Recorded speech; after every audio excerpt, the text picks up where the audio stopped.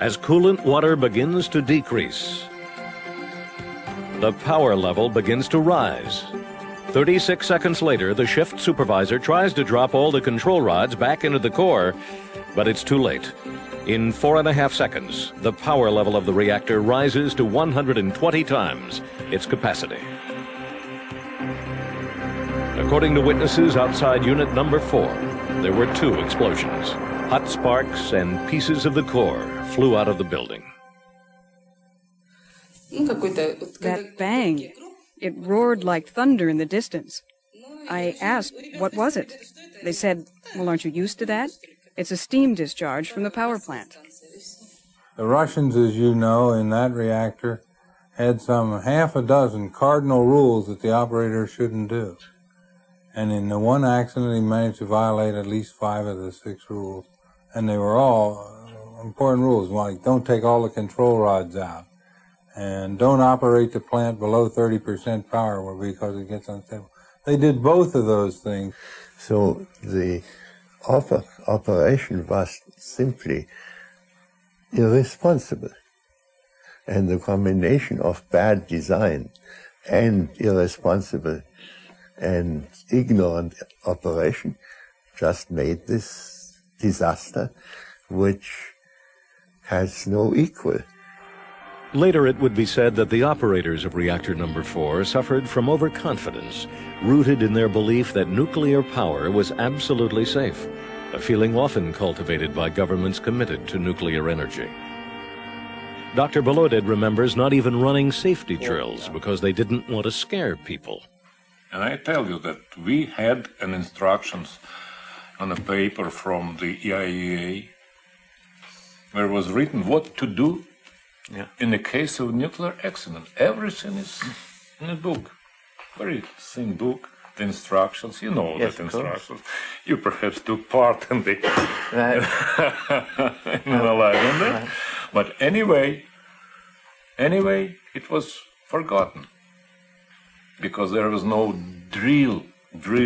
Is it you call it drill? Yes, drill for such things. Why? Very simple. Not to scare people.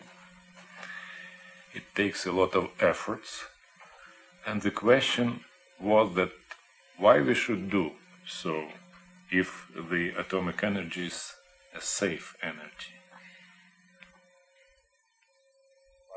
Before we left the reactor building, we took 2 final readings on our dosimeter, one in the director's office, clearly inside the building. As we moved the meter toward the window, the reading increased dramatically. Wow, you're almost going off the scale. It's about 20 or 30 times background now. And that's just a result of... That's radiation coming in from outside. Coming in through the window from outside. When there's a danger of radiation, it's clearly safer to stay inside. The second reading came after using the special radiation detectors, which every worker must pass through, both arriving for and leaving work. First reading, and it's pegged on that mark far beyond the background level, far beyond. We're 20, 30 times. Let's move it to a higher level. And it's still pegged. Now I'm going to move it to the highest level. We're outside by the parking lot, and it backs off. That's right. Now to... Now that is still a very high level. It's about 5 milligrams per hour. Now one has that, that's a very high level, and that's radioactivity on this concrete here. And you put one's hand over it, it goes down a little bit, because that is the difference between the beta rays which are not penetrating and the gamma rays which are. Now that suggests to me that's dangerous. Well, not really, because this is, you can see this is just surface. It hardly penetrates the hand, so it won't penetrate the clothes either, you see.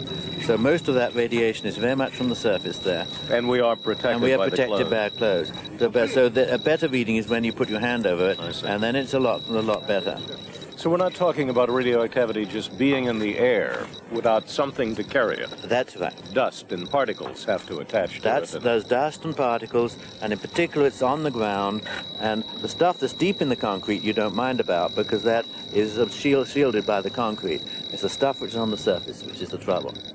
Now, just inside, we saw automatic machines where the workers would immediately be registered or measured. Yeah, and that's making sure they've got no radioactivity on their hands. Because if you've been cleaning up very high levels, you can get it straight on your hands, and then you might suck your fingers and it goes inside. Mm-hmm. And that's where you really don't want the radioactivity, inside the body, because then the radiation from that is bound to be hit by the body somehow.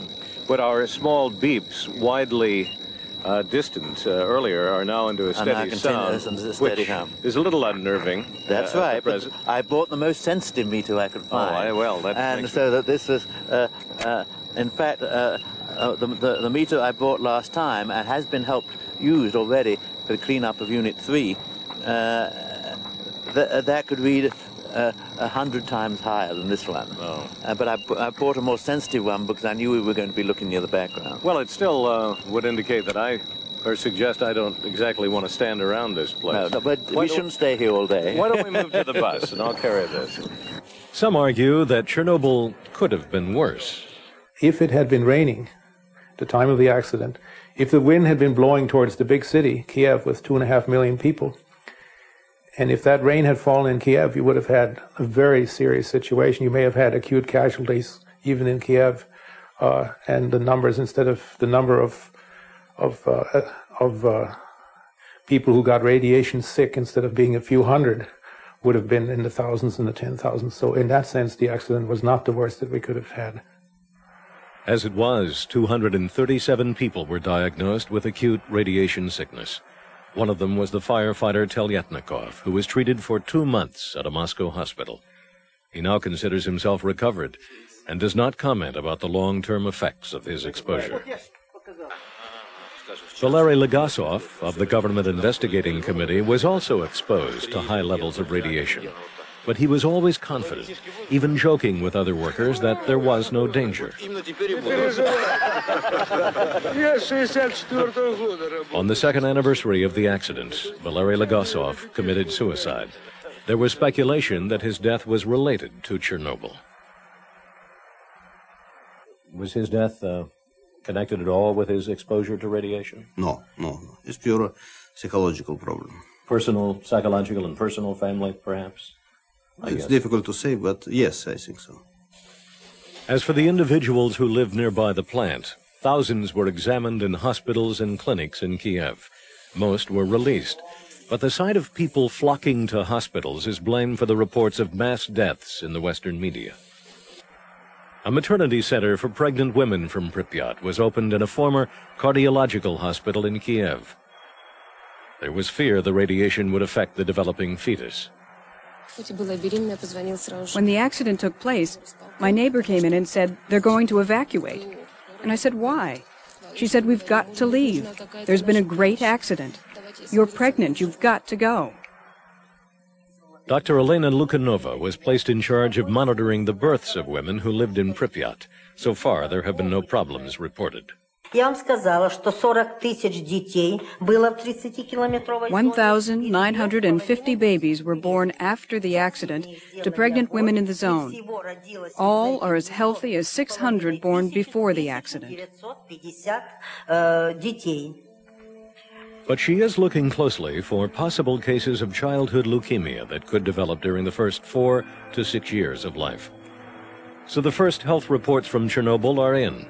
But no one believes that is where the impact of the accident will end.